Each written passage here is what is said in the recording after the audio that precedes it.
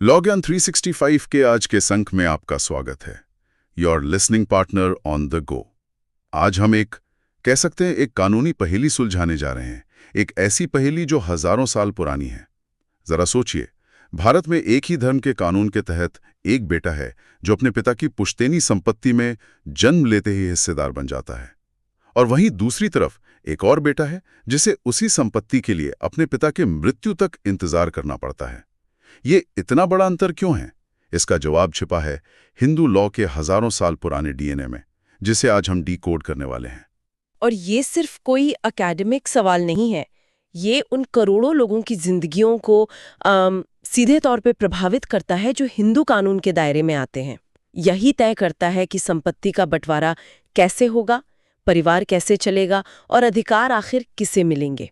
आज हम इसी डीएनए को परत दर परत खोलेंगे, इसके प्राचीन स्रोतों से लेकर इसकी आधुनिक व्याख्याओं तक। ठीक है, तो चलिए इसे खोलते हैं। जब हम कहते हैं कि हिंदू लॉ का सोर्स या स्रोत क्या है, तो मेरा मतलब ये नियम कानून आए कहाँ से?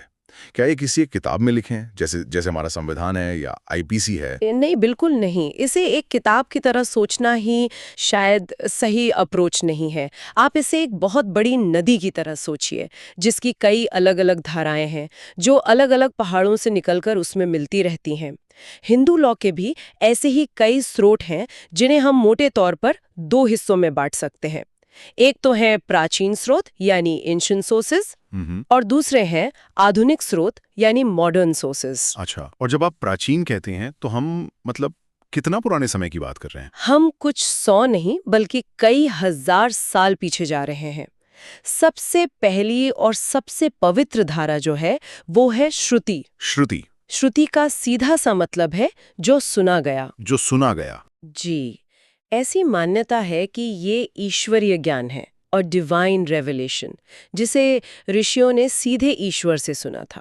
इसीलिए इसे हिंदू लॉ का परम स्रोत, द अल्टीमेट सोर्स माना जाता है। अच्छा, इसमें हमारे 4 वेद और उपनिषद शामिल हैं। एक मिनट, यहाँ एक सवाल है। अगर श्रुति को ईश्वरीय माना जाता है, अनचेंजेबल, मतलब जिसे बदला नहीं जा सकता, तो फिर कानून ने समाज की बदलती जरूरतों के हिसाब से खुद को अडैप्ट कैसे किया? क्योंकि कानून को तो समय के साथ बदलना ही पड़ता है। क्या यहीं पर दूसरे सोर्सेस की भूमिका शुरू होती है जो ज्यादा फ्लेक्सिबल थे? आपने बिल्कुल सही नब्ज पकड़ी है। यहीं पर एक फैसिनेटिंग टेंशन पैदा होता है। श्रुति तो पत्थर की लकीर है, लेकिन समाज तो हमेशा बदलता रहता है। तो इस जरूरत को पूरा करने के लिए एक दूसरी धारा सामने आई। ओके। और वो है स्मृति। स्मृति का अर्थ है जो याद रखा गया। ये वो ग्रंथ हैं जिन्हें ऋषियों ने श्रुति के ज्ञान को याद करके अपनी समझ से लिखा। ओह, तो अगर मैं सही समझ रहा हूं तो श्रुति वो ओरिजिनल डिवाइन सिग्नल है, और स्मृति उस सिग्नल को डिकोड करके बनाया गया एक तरह का यूजर फ्रेंडली मैनुअल है। क्या यह समझना सही है? बहुत ही बेहतरीन तरीका है इसे समझने का। बिल्कुल, स्मृति एक तरह का कह सकते हैं लीगल इनोवेशन था उस समय का। ऋषियों ने कहा, देखिए, हम मूल टेक्स्ट को नहीं बदल रहे हैं, हम बस उसे आज के समाज के लिए समझा रहे हैं। अच्छा। ये परंपरा और बदलाव के बीच संतुलन बनाने का पहला महान प्रयास था। मनुस्मृति और याज्ञवल्क्य स्मृति इसी के सबसे प्रसिद्ध उदाहरण हैं। और जाहिर है, जब आप किसी चीज को समझाते हैं तो अलग अलग लोग उसे अलग अलग तरीके से समझ सकते हैं। निश्चित रूप से। और समय के साथ साथ स्मृतियों भी काफी जटिल हो गईं, तो विद्वानों की अगली पीढ़ियों ने उन पर अपनी टीकाएं यानी कमेंट्रीज और निबंध यानी डाइजेस्ट्स लिखे। तो ये तो व्याख्या की भी व्याख्या हो गई, लेयर अपॉन लेयर। जैसे किसी मुश्किल किताब पर किसी ने एक गाइड बुक लिख दी जो कमेंट्री हो गई जी, और फिर किसी और ने 5 अलग अलग गाइड बुक्स के बेस्ट पॉइंट्स मिला के एक मास्टर गाइड बना दी, जो डाइजेस्ट हो गया। एग्जैक्टली। और यही मास्टर गाइड्स आगे चलकर भारत के अलग अलग हिस्सों में कानून का आधार बन गई। मिताक्षरा और दायभाग ऐसे ही 2 सबसे प्रभावशाली मास्टर गाइड्स हैं जो हमारी आज की पहेली का मुख्य केंद्र हैं। ठीक है, तो हमारे पास दिव्य ग्रंथ हैं, उनकी व्याख्याएं हैं, फिर उन व्याख्याओं की भी व्याख्याएं हैं। लेकिन इन सब लिखित चीजों के अलावा एक और बहुत बड़ा सोर्स है कस्टम या प्रथा। हमारे यहाँ तो ऐसा ही होता है। ये कितना शक्तिशाली है? बहुत ज्यादा। कई बार तो कस्टम लिखित कानून से भी ज्यादा मजबूत साबित हुआ है। ऐसे नियम जो किसी खास इलाके, समुदाय या परिवार में सदियों से बिना किसी रुकावट के चले आ रहे हों, उन्हें कानून की मान्यता मिल गई। लेकिन हाँ, किसी भी प्रथा को कानूनी तौर पर वैलिड मानने के लिए अदालतें कुछ शर्तें देखती हैं।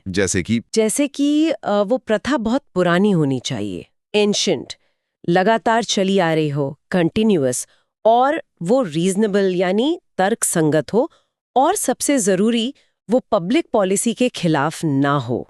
लेकिन ये तर्कसंगत या पब्लिक पॉलिसी कौन तय करता है? क्योंकि एक जमाने में तो सती प्रथा भी कई समुदायों के लिए उनकी सामाजिक नीति का हिस्सा रही होगी। क्या ये परिभाषा समय के साथ नहीं बदलती? ये एक बहुत ही महत्वपूर्ण सवाल है और इसका जवाब है हाँ, ये परिभाषा समय और समाज के मूल्यों के साथ बिल्कुल बदलती है। जो चीज़ शायद 18वीं सदी में रीजनेबल लगती थी, वो आज क्रूर और अमानवीय है। और यही तय करने का काम आज हमारी अदालतें और संसद करती हैं, जो हमें हमारे आधुनिक स्रोतों पर लाता है। ठीक है, तो ये सब तो हुई हजारों साल पुरानी बातें, वेद, स्मृति, प्रथाएं। लेकिन आज की दुनिया में जब हमारे पास एक चुनी हुई संसद है, एक सुप्रीम कोर्ट है, तो क्या ये प्राचीन स्रोत अभी भी रेलेवेंट है या आज के कानून कहीं और से आते हैं? बहुत अच्छा सवाल है। और यहीं पर आते हैं हमारे मॉडर्न सोर्सेज, जो आज के समय में सबसे ज्यादा शक्तिशाली हैं।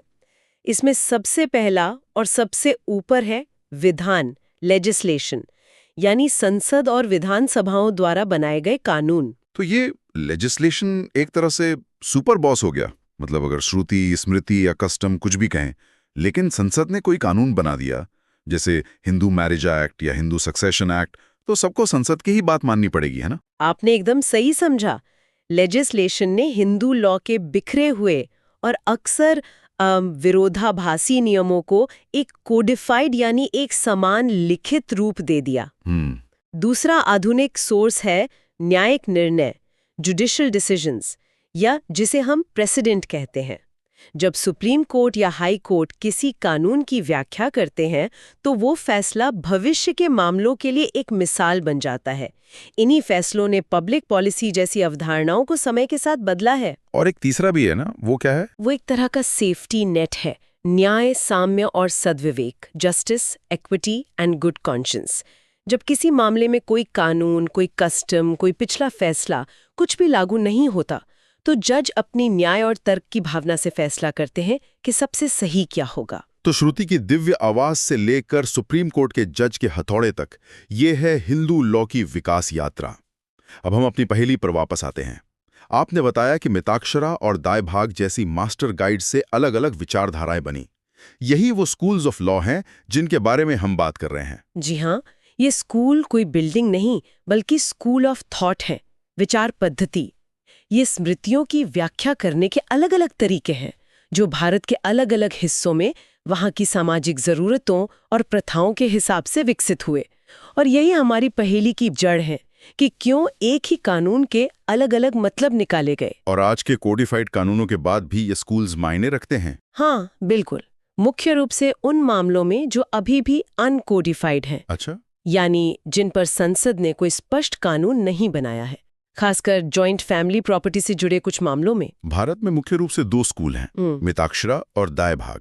और इनके बीच का अंतर जमीन आसमान का है। तो चलिए इस अंतर को एक असली उदाहरण से समझते हैं। मान लीजिए दो परिवार हैं। एक रहता है लखनऊ में, जहां मिताक्षरा कानून लागू होता है। ठीक है। और दूसरा परिवार है कलकत्ता में, जहां दायभाग कानून चलता है। दोनों परिवारों के मुखिया के पास मान लीजिए 10 करोड़ की पुश्तैनी जमीन है। अब आगे क्या होगा? ये बहुत अच्छा उदाहरण है। तो देखिए, लखनऊ वाले परिवार में जिस क्षण बेटे या बेटी का जन्म होता है, जन्म के क्षण ही जी, उसी क्षण वो उस 10 करोड़ की जमीन में हिस्सेदार बन जाता है या बन जाती है। इसे कहते हैं जन्म से अधिकार, right by birth. Right by birth. इस कॉन्सेप्ट को को-पार्सनरी कहते हैं। बच्चा पैदा होते ही उस संपत्ति का सहमालिक, को-पार्सनर बन गया। मतलब वो बच्चा कानूनी तौर पर पैदा होते ही करोड़पति हो गया। और इसका मतलब ये भी हुआ कि वो बड़ा होकर अपने हिस्से की मांग कर सकता है, भले ही उसके पिता चाहें या ना चाहें। बिल्कुल। 18 साल का होने पर वो कभी भी संपत्ति के बंटवारे यानी पार्टीशन की मांग कर सकता है और उसके पिता उसे रोक नहीं सकते। रोक नहीं सकते? नहीं, यह Mitakshara school, the Mitakshara school का मूल सिद्धांत है, जिसे विज्ञानेश्वर ने लिखा था और जो बंगाल और असम को छोड़कर लगभग पूरे भारत में लागू होता है। ये तो बच्चों को बहुत ज्यादा शक्ति देता है। और मजे की बात यह है कि 2005 तक ये अधिकार सिर्फ बेटों को था, है ना? सही कहा। लेकिन 2005 में हिंदू उत्तराधिकार अधिनियम, हिंदू सक्सेशन एक्ट में एक ऐतिहासिक संशोधन, अ लैंडमार्क अमेंडमेंट हुआ, जिसने बेटियों को भी बेटों के बराबर जन्म से को-पार्सनरी अधिकार दिया। ये जानना बहुत दिलचस्प है कि इस एक संशोधन ने करोड़ों महिलाओं के संपत्ति अधिकारों को रातों रात बदल दिया।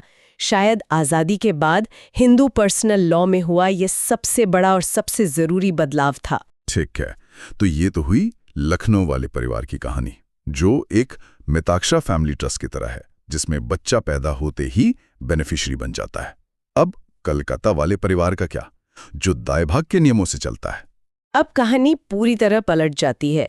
कोलकाता वाले परिवार में बेटा या बेटी जन्म से उस 10 करोड़ की संपत्ति में कोई अधिकार नहीं पाते, शून्य, जीरो। जब तक उनके पिता जीवित हैं, वो उस संपत्ति के पूर्ण स्वामी, द एब्सोल्यूट ओनर है। एब्सोल्यूट ओनर, इसका मतलब वो संपत्ति का जो चाहे वो कर सकते हैं, उसे बेच सकते हैं, किसी को दान कर सकते हैं, अपनी मर्जी से। हाँ बिल्कुल। दायभाग स्कूल, द दायभागा स्कूल, जिसे जीमुत वाहन ने लिखा था, पिता को संपत्ति पर पूरा अधिकार देता है। वो चाहे तो पूरी संपत्ति बेच दें या किसी और को दे दें। उनके बच्चे उनसे सवाल नहीं कर सकते। सवाल भी नहीं कर सकते?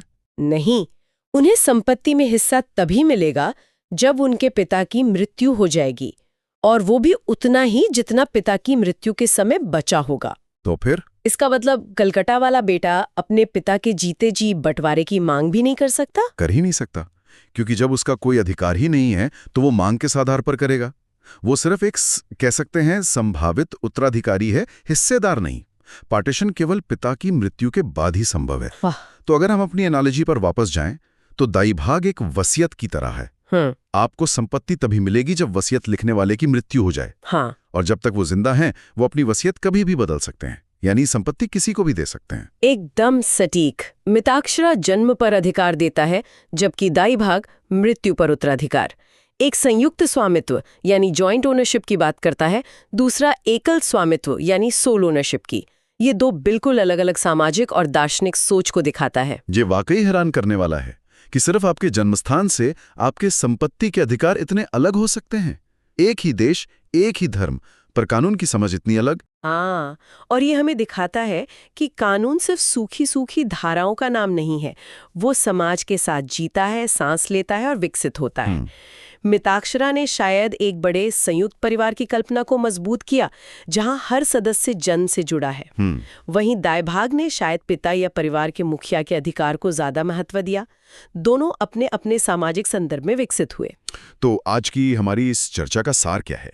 सार ये है कि हिंदू लॉ कोई पत्थर की लकीर नहीं है। ये एक बहती हुई, एक गतिशील प्रणाली है। ये दिव्य माने जाने वाले वेदों से शुरू हुई, फिर ऋषियों की स्मृतियों और समाज के रिवाजों से होकर गुजरी, और आज आधुनिक संसद के कानूनों और अदालतों के फैसलों से अपना रास्ता बना रही है। मिताक्षरा और दायभाग जैसे स्कूल हमें यही सिखाते हैं कि एक ही मूल विचार की व्याख्या अलग अलग समय और समाज में कितनी अलग और विविध हो सकती है। और ये चर्चा एक बहुत ही दिलचस्प सवाल छोड़ जाती है। कोई भी कानूनी प्रणाली, चाहे वो कितनी भी पुरानी क्यों ना हो, अपने प्राचीन और पवित्र ग्रंथों को एक आधुनिक और प्रगतिशील समाज की बदलती जरूरतों के साथ कैसे संतुलित करती है? परंपरा और सुधार के बीच ये संतुलन कहाँ और कैसे पाया जाता है? अगर आप इस बारे में और जानना चाहते हैं तो नीचे कमेंट करें। इस चैनल को लाइक, शेयर और सब्सक्राइब करें ताकि आपको नए अपडेट्स मिलते रहें। और ये ना भूलें कि ये चैनल नलबाड़ी लॉ कॉलेज के एक पूर्व छात्र का है।